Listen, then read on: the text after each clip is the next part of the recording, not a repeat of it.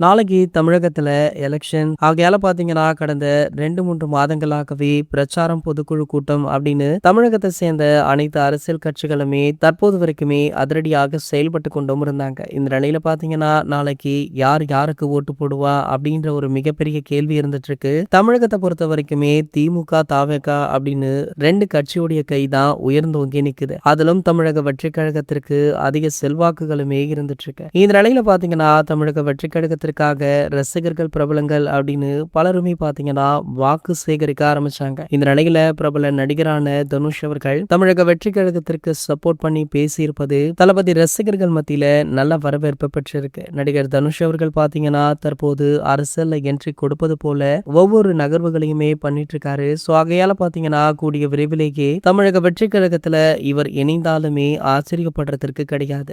மாதம் ரசிகர்களை மீட் பண்ணுவது, பிரியாணி போடுவது அப்படின்னு சொல்லி தளபதி விஜய் போலவே ஒவ்வொன்றாக பண்ணிட்டு இருக்காரு. சோ அது மட்டும் இல்லாமல் தற்போது தமிழக வெற்றி கழகத்திற்கு வேற சப்போர்ட் பண்ணிருக்காரு. சோ தனுஷ் அவர்கள் இணைவது கிட்டத்தட்ட உறுதி அப்படின்னுமே சொல்லப்படுது. இது போன்ற செய்திகளை பத்தி நீங்க உடனே தெரிஞ்சுக்க நம்மளுடைய சேனலை மறக்காம சப்ஸ்கிரைப் பண்ணிக்கோங்க.